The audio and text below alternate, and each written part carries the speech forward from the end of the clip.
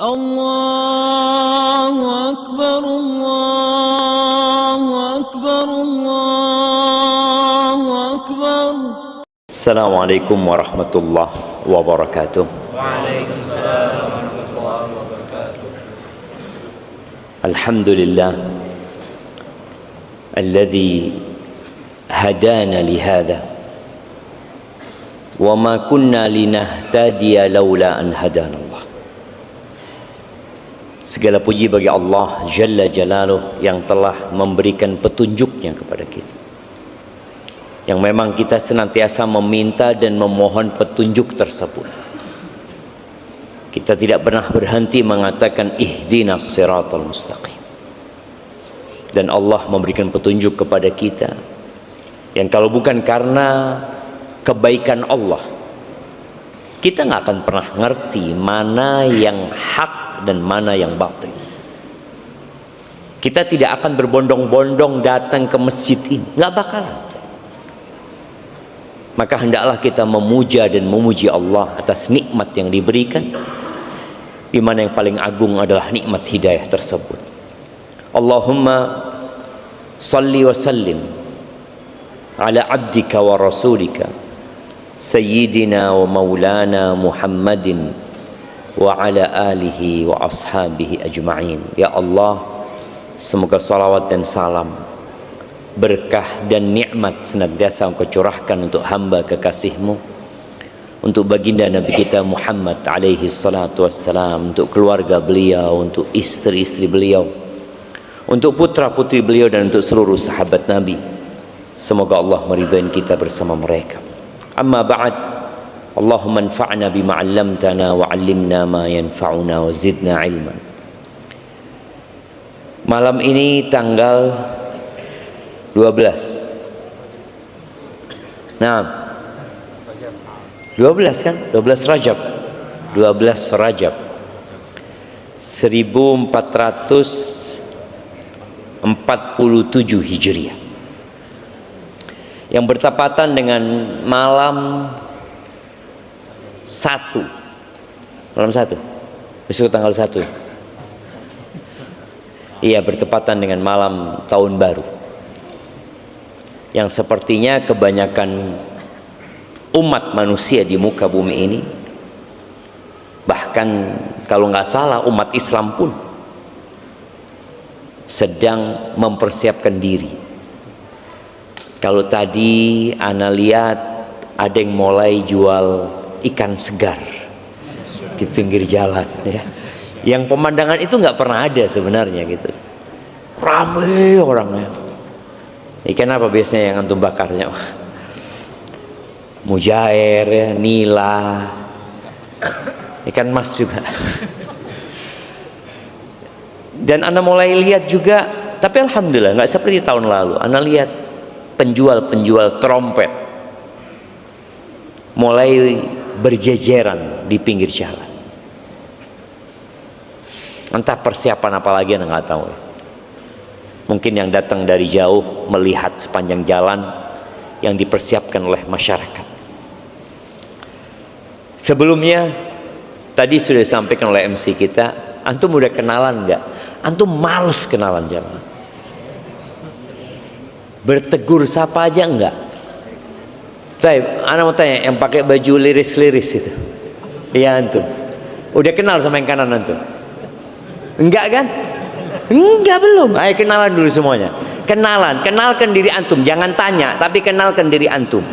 Ayo semuanya jemaah, ibu-ibu juga, ibu-ibu, kenalkan diri antum. Ana fulan dari makan ini, kemudian sebutkan profesi antum.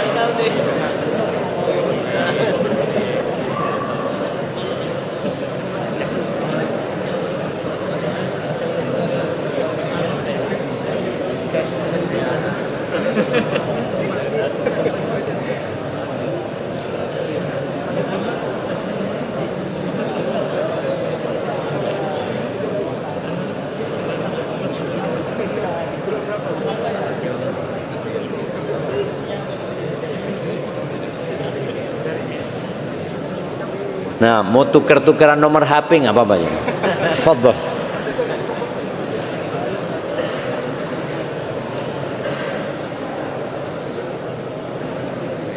Sudah?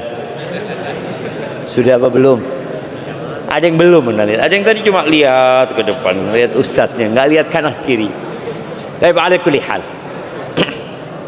Ana alhamdulillah bagian kiri ana ini sudah tertib ya, jarang yang bersandar. Bagian kanan masih banyak yang bersandar jemaah. Tapi nggak apa-apa, kita husnudzon, mungkin punggungnya sakit jemaah. Nah, kita berhusnudzon ya. Merapat suruh merapat, tetap tidak merapat. Ala kulli hal. Ahibati fillah, dunia ini penjara buat orang beriman. Ad-dunya sijnul mu'min wa jannatul kafir. Itu kata Nabi alaihi salatu wassalam. Dunia ini penjara buat orang beriman. Kenapa disebut penjara? Karena banyak aturan yang mengekang mungkin. Kita tidak bisa bergerak semau kita, orang beriman. Ada rambu-rambu, ada teralis, ada pagar, ada tembok, kadangkala juga ada kawat berduri yang membuat kita tidak bisa bergerak semau kita. Itu buat orang yang beriman. Yang tentunya hal ini berbeda dengan kondisi orang kafir. Wa jannatul kafir, surganya orang-orang kafir. Mungkin salah satu yang menyebabkan orang kafir itu banyak yang kaya melintir, tapi banyak juga yang enggak jemaah. Itu mereka nggak tahu dengan aturan agama. Mereka nggak kenal dengan halal haram. Allah juga menyebutkan tentang orang kafir, innal ladzina kafaru yatamatta'un wa ya'kuluna kama ta'kulul an'am wan naru mathwal lahum. Kata Allah Azza wa Jalla, sesungguhnya orang-orang kafir itu hidupnya bersenang-senang, berhappy-happy. Itu kehidupan mereka. Antum kalau melihat mereka nggak jelas tujuan hidup mereka apa. Ada bar yang mungkin tiap weekend mereka akan ke sana. Ada wine, ada minuman keras, ada joget-joget. Nggak ada pikiran mau sholat subuh, nggak ada pikiran mau sholat zuhur. Mereka hidupnya bersenang-senang. Maka ketika mukmin hidupnya bersenang-senang, coba jangan-jangan engkau berada di jalannya orang-orang kafir. Padahal doamu, ihdinas siratal mustaqim siratal ladzina an'amta alaihim ghairil maghdubi alaihim waladdallin. Doa kita jangan sampai kita ditunjukin jalannya orang-orang kafir, orang-orang yang dimurkai dan orang-orang yang tersesat. Orang kafir bersenang-senang hidupnya, seakan-akan dunia ini surga buat mereka. Wa ya'kulun, mereka sibuk kuliner, makan, bersenang-senang, menikah mungkin nggak menikah, berzina juga.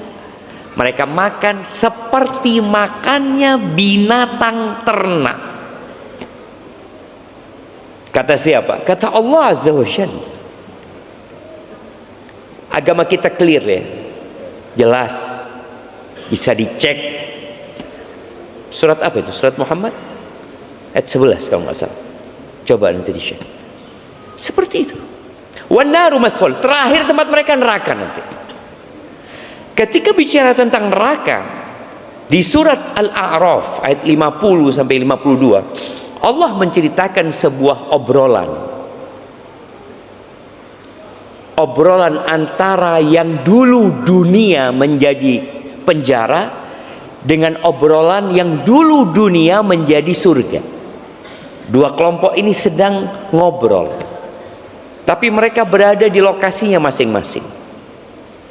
Orang-orang beriman di surga, orang-orang kafir di neraka.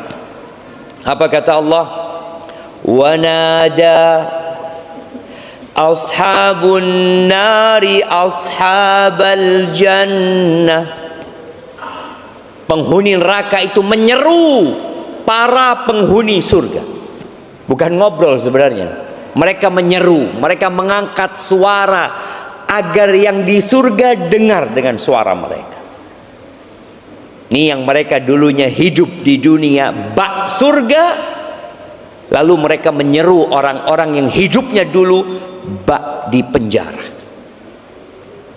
Apa yang mereka pinta dari penghuni surga? An afidu alaina minal ma. Kata mereka, berikan kepada kami air. Air. Kasih kami air, seteguk air saja. Au mimma razaqakumullah, atau makanan apa saja. Bayangin coba. Yang dahulunya mereka hidup bersenang-senang di dunia, makan semau mereka, minum seenak mereka, pada saat nanti mereka minta seteguk air atau apa saja yang bisa dimakan. Karena makanan mereka dhari'.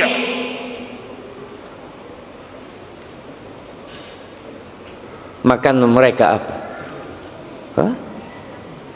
Duri. Minuman mereka apa? Air yang panas, timah yang panas, yang kalau mereka minum meleleh, usus mereka terburai. La yamutu fiha wa la yahya. Mereka tidak hidup sehingga bisa menikmati hidup. Yang dulu mereka hidup bersenang-senang saja, mereka juga nggak bisa mati, ingin mengakhiri penderitaan mereka. Apa jawab orang-orang yang dulu hidup seperti di penjara? Qalu innallaha harramahuma 'alal kafirin. Allah mengharamkan dua ini atas orang-orang kafir. Kalian dulu hidup di dunia dikasih kesempatan untuk beriman. Siapa mereka? Alladzina ittakhadhu dinahum lahwa wa la'iba. Mereka yang menjadikan agama mereka sebagai permainan dan senda gurau.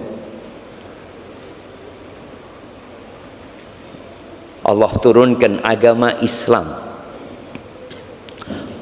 Allah perintahkan Nabi alaihi salatu wasallam untuk mendakwain mereka. 13 tahun di Mekah, Nabi alaihi salatu wasallam mengatakan kepada mereka, qulu la ilaha illallah. Katakan tiada yang berhak disembah kecuali Allah azza wa jalla. 10 tahun di Madinah, hidup bersama musyrikin dan Yahudi, sama dakwah Nabi alaihi salatu wasallam, qulu la ilaha illallah. Beliau mengutus Mu'ad bin Jabal sallallahu alaihi wasallam ke Yaman.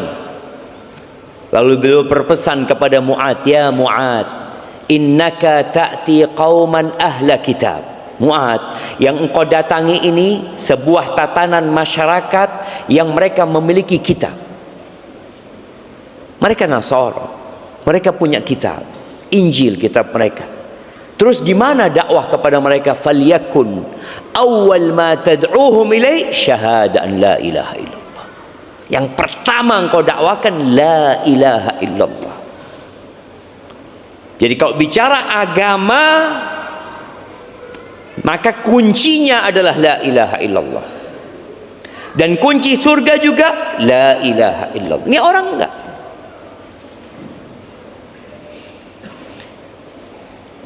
Wa gharrathumul hayatud dunya. Mereka agama tidak dipedulikan.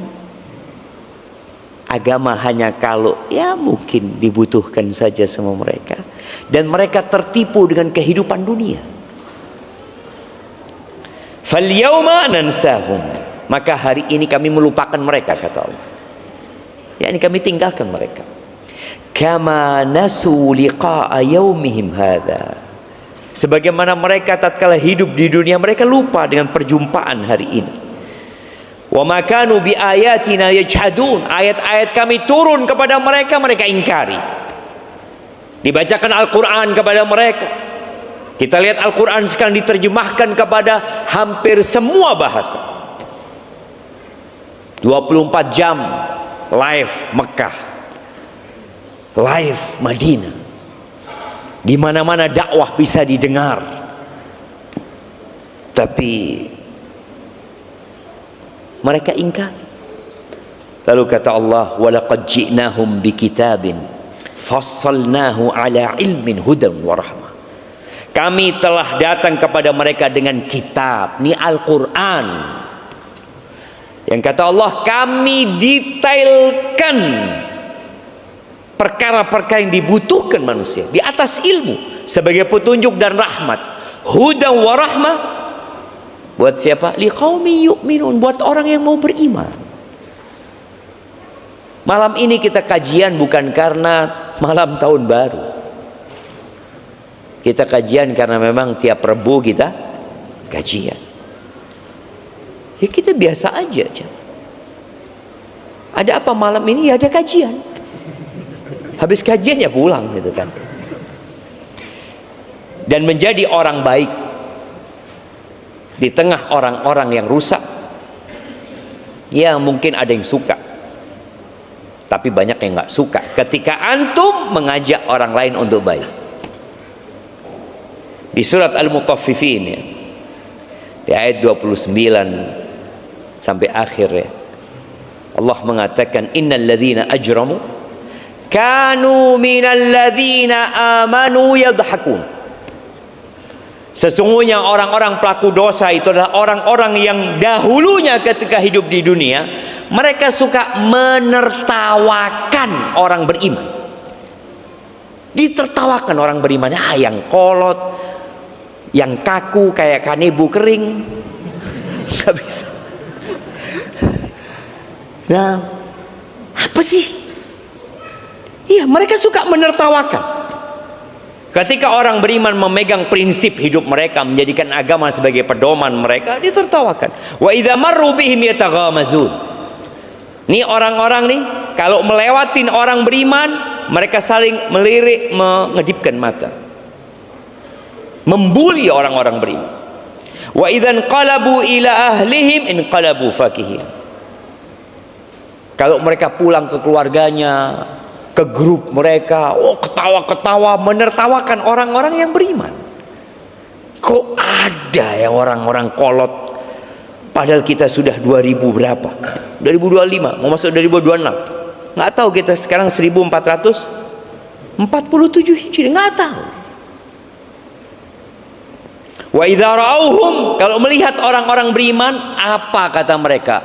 Qalu inna haula'i ladallun. Mereka orang-orang tersesat. Kesian orang-orang ini. Wa ma ursilu alaihim hafiz, sampai akhir ayat antum bisa baca nantinya. Itu sebagai muqaddimah supaya kita faham menjadi orang beriman itu butuh perjuangan. Antum harus meninggalkan banyak kesenangan. Di saat orang happy-happy, anak kenapa sih kok nggak boleh sih? Tadi ini tahun barunya siapa gitu. Anda membaca sebuah artikel ya, yang artikel ini ditulis sepertinya di akhir 2024 atau di awal 2025. Ditulis oleh Rita Wahyu Wulandari. Dia lecturer of biblical Hebrew filosofi, karena nggak bisa baca. Yang jelas dia ini di Israel Bible Center.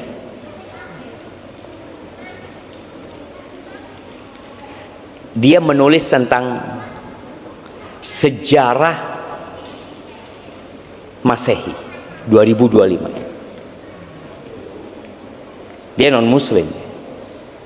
Dia bangga Dalam artikel anak akan bacakan beberapa poin yang dia tulis.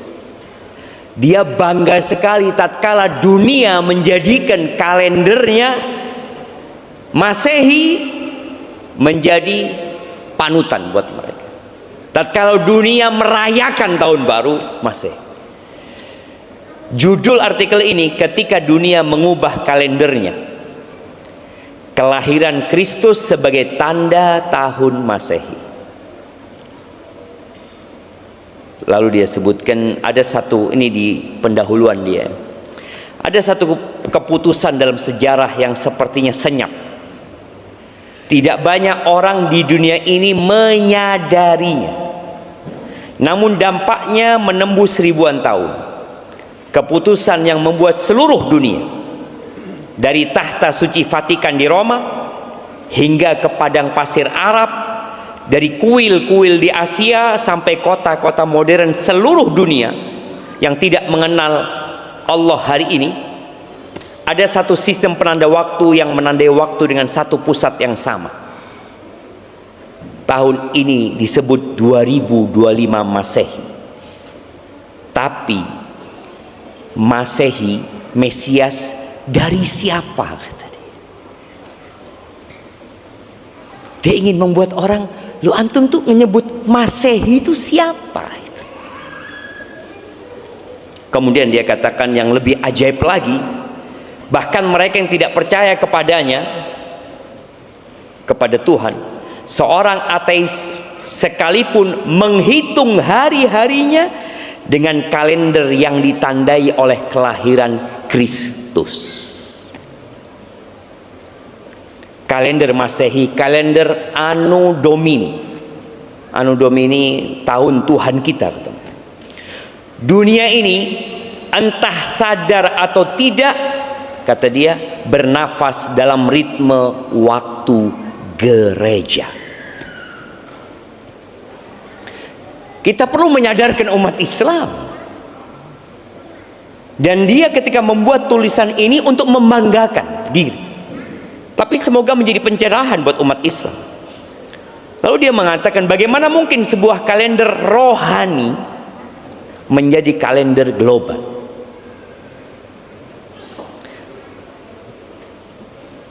Yang untuk menandai waktu itu dengan sebelum dan sesudah Kristus. Kita kenal nggak ngerti sebelum Masehi, sesudah Masehi, ya. Dia dengan jelas mengatakan sebelum dan sesudah Kristus. Memang kalau bahasa Inggrisnya apa? Sebelum Masehi apa bahasa Inggrisnya? Hah? Before Christ. Before Christ. BC mereka nulis. Mereka nulisnya BC, before Christ. Kita kan biasa sebelum Masehi. Loh, ini urusannya sama siapa Masehi? Dengan jelas ketika bahasa Inggris mereka terus terang. Cuma tadi umat Islam nggak ngerti Masehi itu apa. Sehingga biasa aja, ya. Dan dia sebutkan, bayangkan seluruh dunia dari timur sampai barat, dari bangsa beriman sampai mereka yang menyebut diri ateis, menandai hari demi hari dengan kalender yang sama. Kalender yang berakar dari kelahiran satu pribadi, Yesus Kristus. Ini tulisan dia. Kalau bicara sistem kalender, dia sebutkan sistem kalender yang ada di dunia ini. Kalender Jawa 2025 ya. Kalender Jawa itu ya sekitar tahun 1958 1959. Mereka pakai kalender luni solar. Luna solar. Luni itu matahari, luni itu lunar itu rembulan, solar itu matahari, menggabungkan antara bulan dan matahari ya. Kemudian kalender Hijriah pakai lunar. Kemudian Ibrani lunisol. Ibrani itu lebih tua. Sekarang itu atau tahun 2025 buat mereka adalah tahun 5786. Kalender Cina, lunisolar juga, tahun 4723. Yunani sekarang 2785-86 lunisolar mereka. Ada Romulus, ada Julian. Kalender Julian ini nanti yang akan berkembang menjadi Gregorian ya. Semoga tidak salah bacanya. Julian ini 2025. Dulunya mereka kalendernya cuma 10 bulan. Kemudian ditambah 2 bulan. Jadi kalender mereka dulu cuma 304 hari. Kemudian ditambahkan jadi 12 bulan. Itu tadi mereka hanya buatan mereka saja. Jadi kalau bicara matahari ini lebih mengacu kepada musim nanti. Taib. Kemudian disebutkan di sini dahulunya, jadi kalender Masehi ini baru dimulai di abad 6 Masehi. Jadi kaum Nasoro sebelumnya pakai kalender siapa? Mereka pakai AUC, singkatan dari Ab Urbe Condita. Mudah-mudahan nggak salah baca aja ya. Kalau salah ya anggap benar. Ini bahasa Latin yang artinya sejak berdirinya kota Roma. Jadi mereka dulu pakai sejak berdirinya kota Roma. Kota Roma itu berdiri disebutkan tahun 753 sebelum Masehi. Ini menurut sejarawan mereka. Jadi yang dipakai oleh Nasoro sejatinya jamaah, yang dipakai oleh Nabi Adam sampai Nabi Musa dan Isa itu mereka pakai kalender rembulan. Tapi kemudian terjadi perubahan karena mereka ikut Romawi saat itu. Kemudian disebutkan di abad ke-6 ada seorang biarawan ya. Ini di tahun 525 Masehi. Biarawan yang bernama Dionysius Exiguus ya. Dia menetapkan sistem penanggalan baru untuk menentukan waktu kelahiran Yesus dan Paskah Kristen. Kapan lahirnya Yesus? Kapan Paskah? Paskah itu hari apa?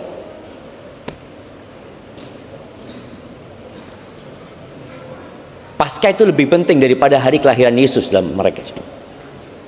Paskah itu hari kebangkitan Yesus. Mereka meyakini Yesus disalib di hari Jumat, kemudian bangkit di hari Minggu. Kenapa mereka tidak mengagungkan Jumat? Mereka agungkan Minggu. Nanti kita akan juga dibahas oleh penulis artikel ini ya. Kenapa hari Minggu?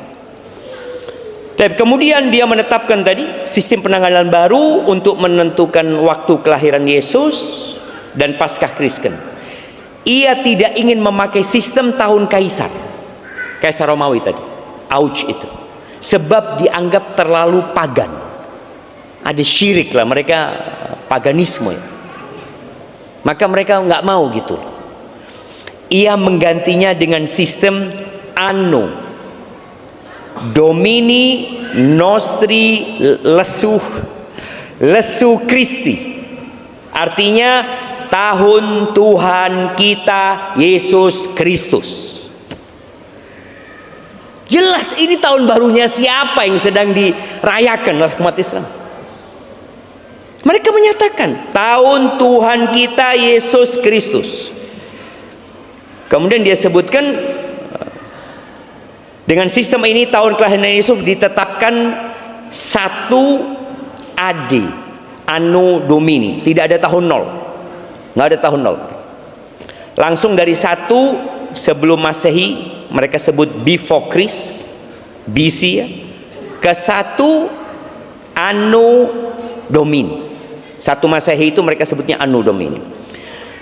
Namun penulis menyebutkan ada kekeliruan perhitungan tahun oleh Dionysius, sehingga kenyataannya Yesus Kristus tidak lahir di tahun 1 Masehi. Dia sebutkan boleh jadi lahirnya 4 tahun sebelum Masehi. Karena memang penentuan tahunnya ini di abad ke-6 jemaah, bayangin ya. Di abad ke-6 baru mereka berpikir merubah tahun tadi. Kalau umat Islam yang ketika Nabi alaihi salatu wasallam meninggal dunia, mereka belum menetapkan tahun. Nggak ada tahun. Mereka tahunnya menggunakan peristiwa. Sampai di zaman Umar bin Khattab radhiyallahu taala anhu, kira-kira tahun 18 mungkin, itu mulai ditetapkan pakai tahun mana ini? Pakai tahun Hijriyah akhirnya. Sedangkan orang-orang Nasoro mengikuti Romawi berapa tahun? 500 tahun lebih. Mereka ikut kalendernya Romawi. Setelah itu baru mereka merubahnya. Kemudian di kesimpulan dia menyebutkan, kita sampai pada satu kesimpulan besar, bahwa kelahiran Kristus, dengan jelas dia tidak menyebut Masehi, dia tidak menyebut Nabi Isa, tapi Kristus ini dah bahasa Arabnya apa? Al-Masih. Al-Masih bukan hanya peristiwa iman, tetapi juga peristiwa sejarah yang mengubah arah waktu. Kelahiran Kristus telah menjadi poros waktu bagi seluruh peradaban manusia, sehingga itu menandai awal dari sistem penanggalan yang kini dikenal sebagai tahun Masehi atau Anno Domini, artinya tahun Tuhan kita. Maka setiap kali kita menulis tanggal lahir, mencatat janji, atau menandai hari di kalender, sesungguhnya kita sedang menulis dalam sistem waktu yang bersumber dari Bethlehem. Karena kelahiran Kristus bukan hanya mengubah hati manusia, tetapi mengubah cara dunia menghitung waktu. Dengan demikian, tahun Masehi bukan sekedar sistem penanggalan, melainkan jejak pengaruh Kristus atas sejarah manusia yang menjadi kesaksian universal, di mana setiap detik, setiap tanggal, dan setiap catatan kehidupan kita berjalan mengikuti ritme waktu yang lahir dari palungan Bethlehem. Jadi ini jelas tahun barunya siapa. Kemudian disebut tentang hari Ahad, hari Minggu, sebagai hari libur mingguan. Kok bisa? Dunia semua, hampir semuanya pakai hari Minggu, kecuali mungkin beberapa negara. Johor, kalau nggak salah sampai sekarang liburnya hari Jumat. Arab Saudi liburnya masih Jumat. Dulu Kamis Jumat, sekarang Jumat Sabtu. Negeri-negeri itu masih tidak menggunakan Ahad. Disebutkan di sini bahwa hari Minggu sudah menjadi hari libur dan hari ibadah Kristen jauh sebelum kalender Gregorian ditetapkan tahun 1582. Bahkan lebih dari 1200 tahun sebelumnya, tepatnya sejak tahun 321 Masehi. Bayangin. Ternyata orang-orang Nasoro di masa Isa Al-Masih dan sesudahnya, mereka tidak menjadikan hari Ahad hari libur. Baru ditetapkan Ahad itu libur pada masa Kaisar Konstantinus Agung dari Kekaisaran Romawi tahun berapa? 321 Masehi. Kenapa dijadikan hari Ahad? Hari yang dihormati matahari, karena dulu mereka paganisme. Mereka menyembah matahari dulu. Para pejabat dan warga kota harus beristirahat. Hanya petani boleh bekerja jika perlu. Hari Minggu saat itu dianggap suci bagi umat Kristen karena merupakan hari kebangkitan Kristus. Disalibnya Kristus menurut mereka hari Jumat, dan juga hari yang dihormati dalam tradisi pagan Romawi. Jadi ketemu tuh jemaah. Pagan Romawi, mereka mengagungkan hari Minggu. Kemudian Nasoro menjadikan hari Minggu tadi sebagai hari Paskah karena hari bangkitnya Isa Al-Masih alaihi salam. Ya. Ingat, la ilaha illallah Isa Abdullah wa Rasuluh. Dampaknya disebutkan penetapan hari Minggu sebagai hari istirahat resmi menjadi dasar bagi libur hari Minggu di sebagian besar Eropa dan berlanjut hingga kini di banyak negara termasuk Indonesia. Keputusan ini menunjukkan peralihan dari tradisi pagan dan Kristen, serta menjadi titik balik penting dalam sejarah Kekaisaran Romawi yang semakin bergeser ke arah pengaruh Kristen. Kemudian dia sebutkan bagaimana kalender Gregorian masuk ke Indonesia. Gimana ceritanya tuh Masehi itu masuk Indonesia, padahal umat Islam sudah ada lebih dahulu di Indonesia sebelum orang-orang Nasoro datang. Udah ada. Kemudian orang-orang Jawa sudah punya kalender. Terus gimana nih Masehi bisa masuk Indonesia? Disebutkan ekspansi kolonial Eropa, Spanyol, Portugis, Inggris, Belanda, Perancis membawa sistem waktu Kristen, dengan jelas mereka nyebutkan, ke koloni-koloni Asia, Afrika, dan Amerika. Minggu sebagai hari libur menjadi bagian dari tata sosial kolonial, waktu mengikuti tatanan gereja. Kemudian VOC masuk ke Nusantara antara tahun 1602 sampai 1799. VOC Belanda memperkenalkan kalender Gregorian, sistem minggu barat, dan hari Minggu sebagai hari rahat wajib bagi pegawai dan jemaat gereja Protestan. Di Batavia dan kota-kota pelabuhan, Minggu jadi hari gereja dan hari tidak bekerja. Sistem waktu pribumi mulai bergeser. Pergeseran itu karena dampak dari penjajahan. Makanya kalau dikatakan penjajah itu bawa 3G. Apa? 3G. Apa 3G? Gospel, Gold, Glory. Mereka bawa itu. Dan ini penulisnya non muslim nih. Jangan dikatakan oh ini muslim banget. Enggak, ini non muslim yang menulis. Kemudian dia sebutkan di sini,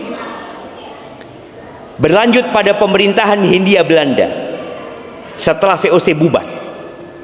Jadi VOC itu kan sebenarnya pedagang dulu jamaah, perusahaannya. C-nya ini kan company, VOC company. Mereka kemudian berubah menjadi pemerintah. Kolonial Belanda menegakkan aturan libur minggu bagi kantor pemerintahan dan sekolah. Penjajah. Ritme waktu kolonial, kerja pada hari Senin sampai Sabtu, libur pada hari Minggu, menjadi pola baku masyarakat urban.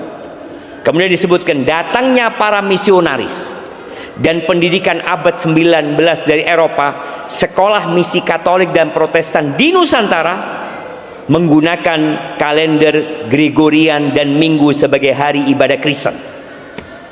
Padahal mayoritas Muslim, tapi liburnya Minggu. Pola Minggu Kristen melembaga dalam sistem pendidikan nasional kolonial. Ini benar-benar sisa-sisa Belanda. Pada awal Republik Indonesia sampai sekarang, Indonesia mewarisi sistem kalender Gregorian dan jadwal kerja kolonial Senin sampai Sabtu, Minggu libur. Kemudian dia sebutkan terjadi perubahan 1950 diperluas jadi Sabtu setengah hari, lalu akhir pekan Sabtu Minggu. Ritme waktu Kristen menjadi ritme nasional dan global. Diterima, kata dia, tanpa dasar religius eksplisit, melainkan administratif dan ekonomi. Jadi nilai pengaruh keagamaannya sudah hilang. Padahal tetap, kalau umat Islam mau berpikir, loh, umat Islam itu kan liburnya hari Jumat seharusnya, hari ibadah mereka. Nggak bisa mereka. Di saat kolonial itu membawa istri anaknya ke gereja di hari Ahad, Muslim hari Jumat tetap kerja. Nggak bisa bapak bawa anaknya Jumatan, karena bapaknya kerja di mana, anaknya sekolah di mana. Jadi mungkin berpikir, oh ini hanya administratif. Iya, tapi akan berdampak kepada keagamaan itu. Kalau bicara mayoritas, ya mayoritas Muslim. Tapi karena tadi mereka nggak tahu dengan kalender ini, kalendernya siapa. Jadi menyebarnya kalender Masehi ini, itu dominasi Romawi Kristen. gereja Eropa, kolonialisme, sistem pendidikan dan ekonomi modern. Tapi jangan sampai karena ini sudah menyebar kemana-mana kemudian kita tunduk dan merasa ini sebuah kebenaran. Enggak. Kalender yang benar adalah kalender yang ditetapkan oleh Allah Azza wa Jalla. Dan Allah mengatakan di surat Al-An'am ayat 16 ya, wa in tuti aktsara man fil ardi yudhilluka an sabil. Jika engkau mengikuti kebanyakan manusia di bumi ini saya mereka akan menyesatkanmu dari jalan Allah Azza wa Jalla. Pasti tersesat kita jangan. Mengikuti kebanyakan orang itu tersesat. Jadi yang diikutin itu kebenaran. Jadi titik masalahnya, kalender ini bukan kalender milik kita, tapi dirayakan seperti milik kita. Ini kan yang ironis sekali. Tapi kita dengarkan azan dulu.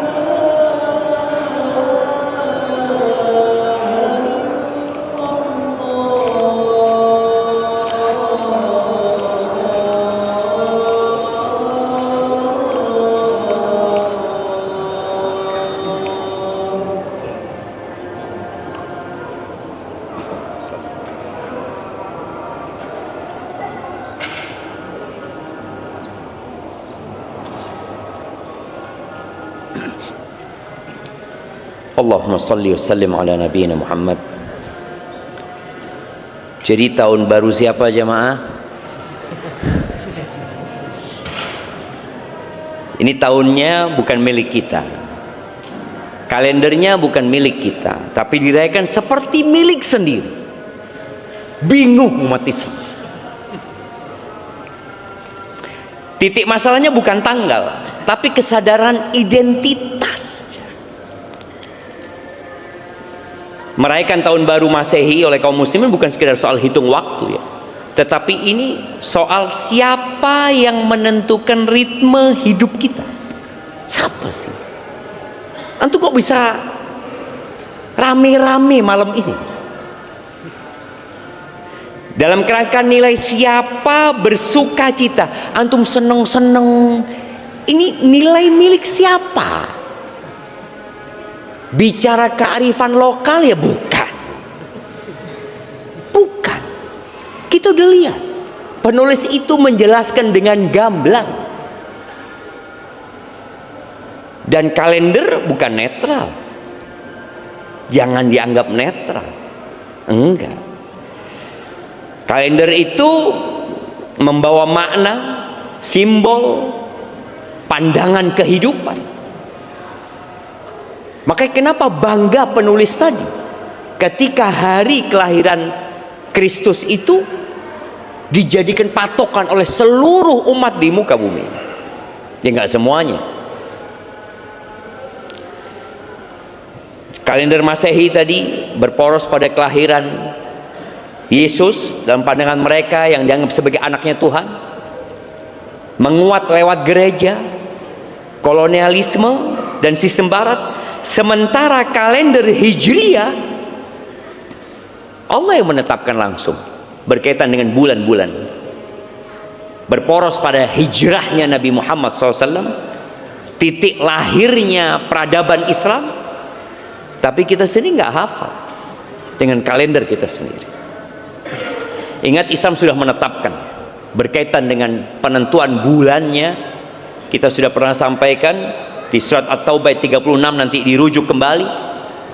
At-Taubah ayat 36, Allah mengatakan inna iddatasy syuhuri 'indallah 12 syahr. Perhitungan bulan di sisi Allah itu 12 bulan. Yauma fi kitabillah yauma khalaqas samawati wal ardh. Itu ada di ketetapan Allah, di Lauhul Mahfuz ada. Pada hari penciptaan langit dan bumi sudah ditetapkan 12 bulan. Minha arba'atun hurum. Dari 12 bulan itu ada 4 bulan haram. Makanya kalau kita lihat penentuan puasa pakai apa? Hijrah. Kita puasa insya Allah kapan? 1 Ramadan. 1 Ramadan. Terus Idul Fitri kapan? 1 Syawal. Nggak akan pernah berubah. Tapi kalau antum hidup dengan kalender Masehi, selalu berubah. Kapan puasa? Februari insya Allah. Terus Lebaran? Ya Maret lah. Idul Adha? Kapan Idul Adha? Sedangkan ketika kita sebagai muslim, Idul Adha kapan? 10 Zulhijjah. Haji itu ditetapkan dengan kalender yang ditetapkan oleh Allah dan Rasulnya. Zakat pakai hitungan apa? Hijriah. Maka orang yang mengeluarkan zakat dengan Masehi, dia akan selalu telat mengeluarkan zakat. Selalu telat. Karena bulan-bulan Islam itu ya kira-kira 354 hari. Sedangkan Masehi 365 hari. Beda 11 hari. Oh, saya alhamdulillah Ustaz rutin mengeluarkan zakat Ustaz. Pokoknya Januari saya keluarkan zakat. Telat Bapak sudah. Dan hak orang itu ditahan. Seharusnya dia sudah dapat 11 hari yang lalu, antum tahan. Iddah pakai apa penentuannya? Hijriah. pakai Qomariyah ini. Kafarat pakai Qomariyah. Dan Islam tidak pernah menjadikan 1 Januari sebagai momen syar'i. Tak pernah. Dan kearifan lokal juga tidak pernah menentukan. Kau baca sejarah, nggak ada. Ini penjajah yang bawa. Lahir dari gereja, jelas. Nggak ada. Kalau bicara nggak ada ibadah syar'i, nggak ada doa khusus 1 Januari, nggak ada syiar, nggak ada perayaan sama sekali. Long jelas-jelas tadi Nasoro saja merayakan itu di abad ke-6. Bayangin jemaah, mereka merayakan di abad ke-6. Kok kita kemudian ikut mereka? Jadi masalahnya bukan masalah administrasi ya, tapi masalahnya masalah perayaan. Kalau bicara kalender Masehi untuk administrasi ya gimana, darurat mungkin. Kebutuhan global siap, tapi usahakan setiap kali nih masjid, sekolahan, antum yang punya perusahaan, apapun yang berkaitan dengan penanggalan, tolong ketika antum menulis Masehi sebelumnya ditulis Hijriah. Undangan-undangan pernikahan, lahiran, kalau bisa tulis Hijriah supaya anak ini tahu penentuan umur 40 tahun itu pakai Hijriah, nggak pakai Masehi. Jadi yang jadi masalah itu menjadikan momentum selebrasi perayaan ya. Kenapa kok nggak boleh? Itu tadi bukan kalender kita. Kita pun di kalender umat Islam tidak merayakan perayaan sebenarnya. Ya boleh jadi Ustaz, karena kebanyakan orang nggak tahu juga gitu. Nggak ada syariat merayakan juga nggak ada. Tapi paling tidak kita tahu kita sudah ganti tahun Hijriah 1446, 1440. Jadi kita tahu kita berada di akhir tahun Dzulhijjah. Sebagian kita nggak tahu jam. Yang dia tunggu Desember. Yang dia tunggu Desember. Jadi kita tahu bahwasanya Masehi adalah simbol peradaban bangsa lain, umat lain, dirayakan dengan hura-hura, pesta, kembang api, kemaksiatan terbuka. Ingat, ini bukan netral budaya, enggak cuma. Ini asimilasi nilai. Ada penyerapan nilai dari orang-orang non-muslim. Kita bicara di hadapan umat Islam, yang kita dakwain umat Islam. Nasoro mau merayakan, lu tafadhol. Mereka sudah nulis di mana-mana selamat Natal dan tahun baru mereka. Itu ucapan bukan untuk umat Islam.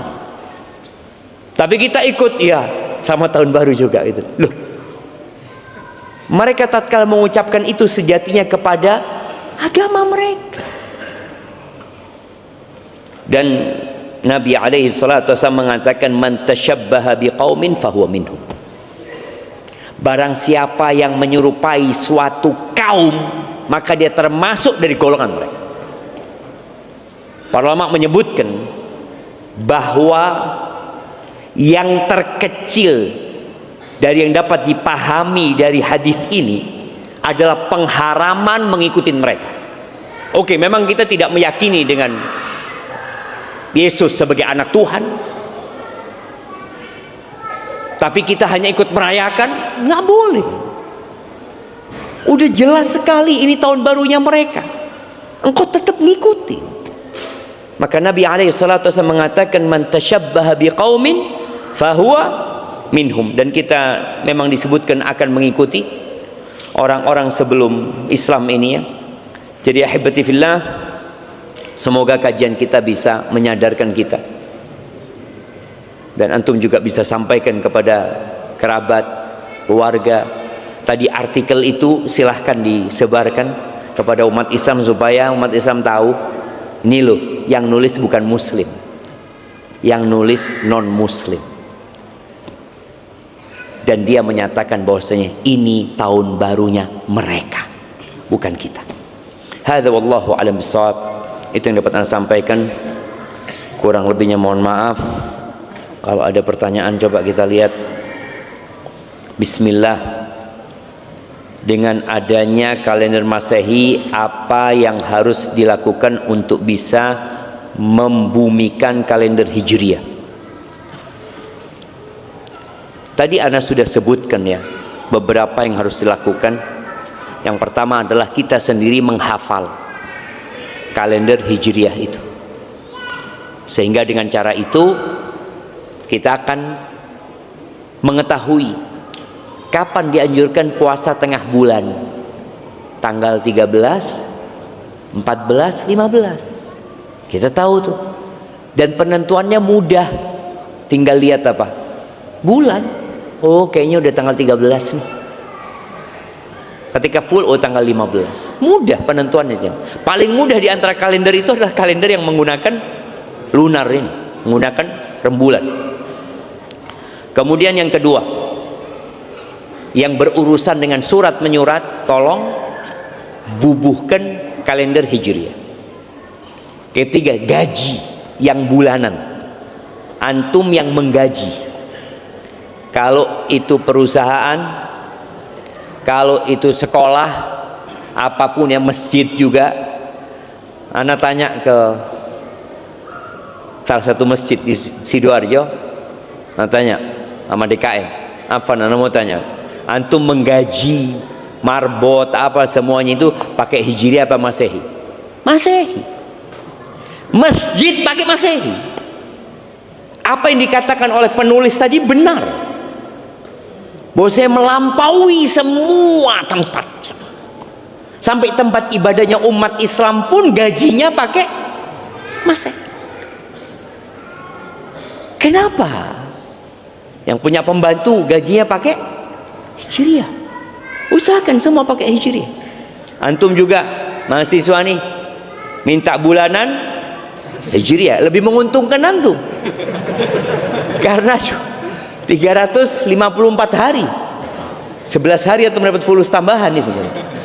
Ya memang lebih menguntungkan cuma menggunakan Hijriah, tapi merugikan perusahaan. Tapi paling tidak tadi perusahaan sudah mensyiarkan. Itu mungkin yang bisa kita lakukan dengan keluarga kita, dengan kerabat kita, dengan kolega-kolega kita. Usahakan yang digunakan adalah Hijriah, dan berdoa memohon kepada Allah Azza wa Jalla. Karena jamaah, ini pertanda kita kalah memang dengan orang-orang Nasara. Sehingga tadi umat Islam merayakan. Karena biasanya menjadi budaya dan tradisi atau tabiat manusia itu yang kalah mengikuti yang menang. Pokok semua dari yang menang-menang itu dianggap wah hebat. Sehingga kita mengikuti tanpa mengetahui.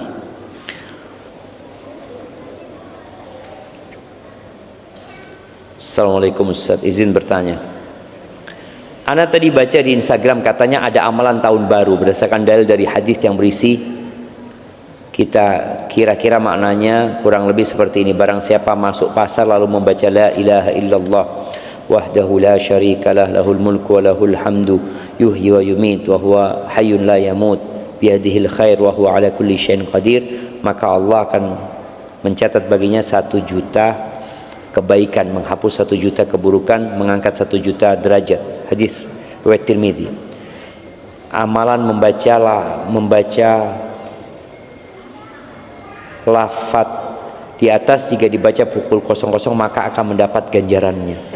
Dikiaskan dengan keadaan pada pukul tersebut banyak orang lupa Allah seperti orang di pasar, dan amalan tersebut berlandaskan kaidah fikih al-hukmu yaduru ma'illatihi. Bagaimana hukum amalan tersebut? Ya Allah, suruh tidur jemaah. Ngitung juga masalahnya. Kan jam 00 berarti dia nunggu kan? Mau baca doa. Udah. Dia menunggu, seharusnya dia tidur. Bangun jam 2 sholat malam. Sebenarnya apa sih yang baru jemaah? Apa yang baru? Kalau antum lihat ya, nunggu nih jam 00, terus lihat rumahnya baru, enggak sih, jamnya tetap, HP-nya tetap, lihat istrinya tetap, istrinya lihat suami tetap, dia ada yang baru. Kita sih dibohongi sebenarnya, nggak ada yang baru, nggak ada yang baru. Dan subhanallah, pemerintah tidak menjadikan tahun baru itu sebagai tahun untuk mengangkat jabatan ya, jabatannya diangkat pada malam tahun baru. Ada jamaah? Kayaknya nggak ada kan? Nggak ada jamaah, nggak ada yang baru sama sekali, nggak ada. Maka tolong kita sadari, kalau dikatakan baca doa ini masuk pasar. Kalau orang lalai itu baca doa gini, sebenarnya di saat-saat orang lalai, ibadah itu akan lebih bernilai di sisi Allah Azza wa Jalla di waktu-waktu lalai. Tapi bukan hanya doa itu, sholat pun, baca Quran pun, zikir pun ya, nggak berkaitan dengan doa ini. Ini doa masuk pasar. Kalau dikatakan kenapa pahalanya besar sekali, ya mungkin karena orang lalai. Itu salah satu hikmah mungkin yang disimpulkan oleh para ulama ya. Barakallahu fikum.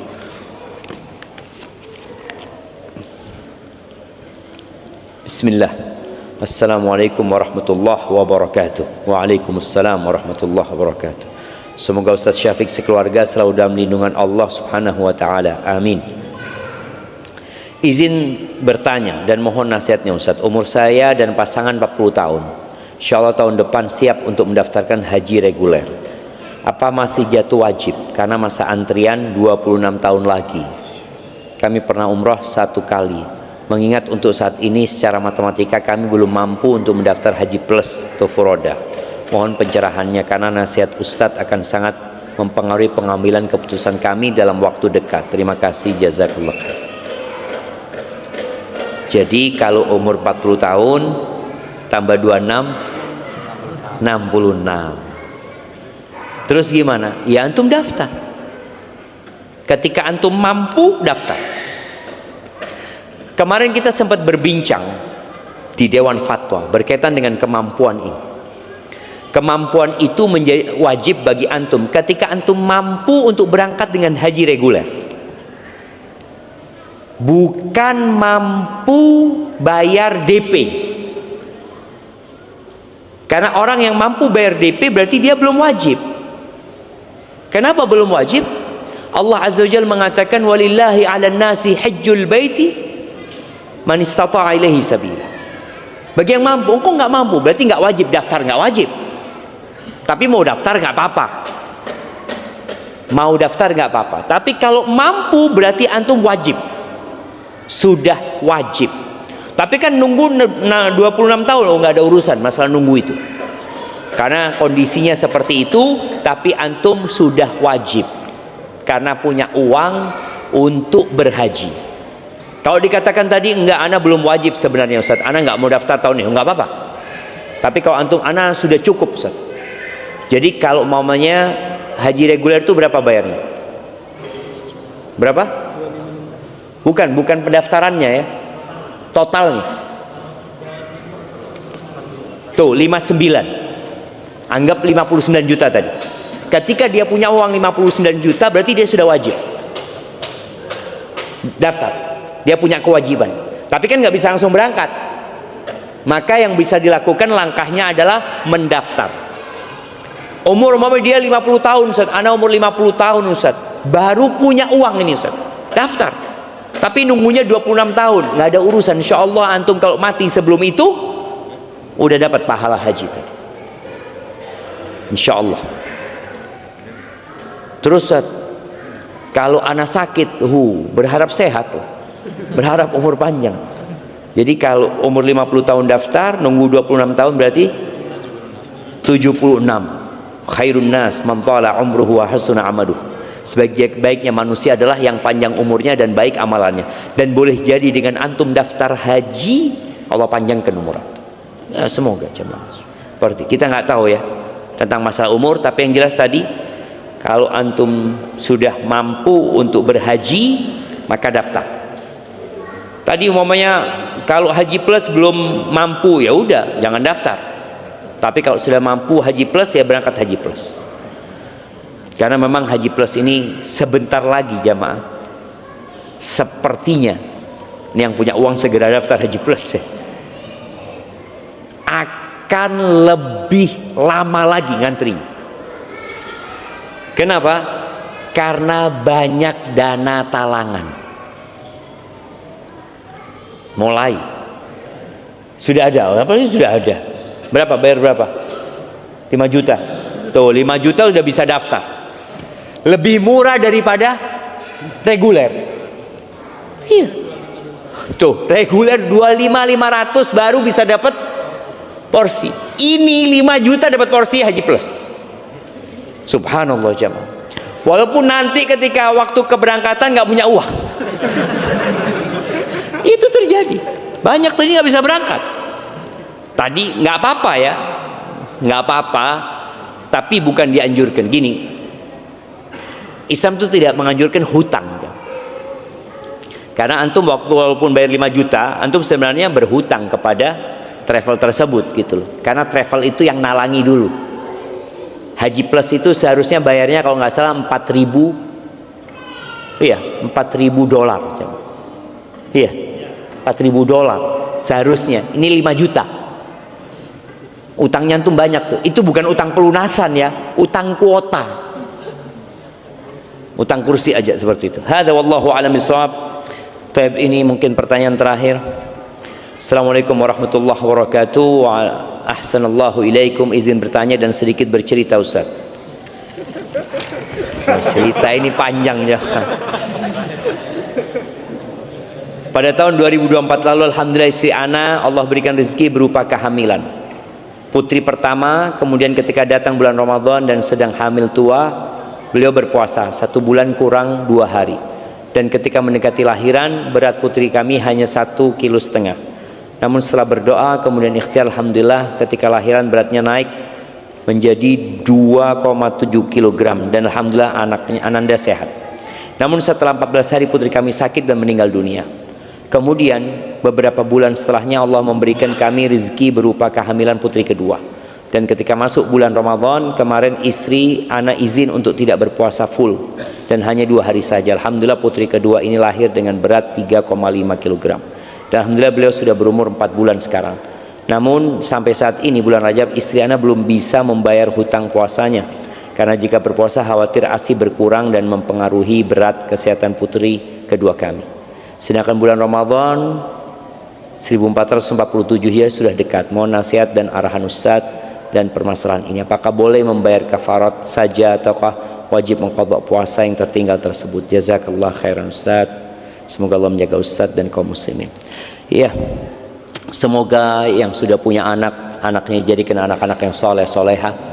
Yang belum punya anak segera dikasih anak yang lahir soleh soleha. Yang belum nikah nih, semoga segera menikah ya dan diberkahi pernikahannya. Berkaitan dengan orang yang hamil, apakah dia wajib berpuasa di bulan Ramadan? Kalau wajib sama, dia wajib. Cuma kalau dia nggak mampu, jadinya nggak wajib dia berpuasa. Apa yang harus dilakukan? Pendapat jumhur ulama, dan anda lihat pendapat jumhur ulama ini yang sepertinya harus lebih diikuti ya. Tetap wajib mengganti, bukan membayar kafarah, bukan membayar fidyah, bukan membayar fidyah. Walaupun ada pendapat dari Ibnu Umar atau Ibnu Abbas ya yang membolehkan untuk membayar fidyah, tapi keluar dari khilaf di antara para ulama, hendaklah tetap puasa. Kalau nggak mampu puasa, umpamanya tadi karena khawatir ya. Kalau bicara kematian tadi jamaah ya, bukan karena puasanya jamaah. Karena banyak orang yang nggak puasa mati juga anaknya. Jadi bukan karena puasanya, insya Allah. Kadangkala orang puasa nggak jaga makan. Padahal berapa banyak orang yang puasa 1 bulan Ramadan, ketika puasa beratnya 60, Syawal 65 jamaah. Iya. Karena puasa lebih banyak makannya. Jadi ini yang perlu diperhatikan. Jadi ketika ada orang hamil mau puasa, sahurnya yang benar, bukanya yang benar. Soalnya kadang-kala dia males sahur, males buka ya karena kondisi hamil ya. Maka lebih baik puasa sudah kalau seperti itu. Kemudian ketika dia nggak mampu untuk membayar sekarang karena kondisi anaknya sedang disusui dan khawatir kalau dia puasa akan berdampak kepada anaknya, ya udah, engkau nanti Ramadan nggak usah puasa lagi, nggak apa-apa kalau memang khawatir dengan anaknya. Namun begini, ana ingin memberikan nasihat ya kepada orang-orang yang hamil tadi atau yang menyusui. Kalau dia puasa tiap hari mungkin berdampak kepada anaknya, tapi kalau puasanya Senin Kemis insya Allah nggak terlalu berdampak gitu. Apalagi sekarang ada susu tambahan, ketika puasa mungkin bisa ditambahin susunya. Kalau enggak, ini yang perlu dihidupkan, cari ibu susu murdiah, sehingga menghidupkan kembali saudara sesusu. Bisa ketika dia puasa, susuono anakku, seperti itu, bayar tidak apa-apa. Soalnya enggak, anak itu enggak kepingin Ustaz dia minum susu sapi gitu ya.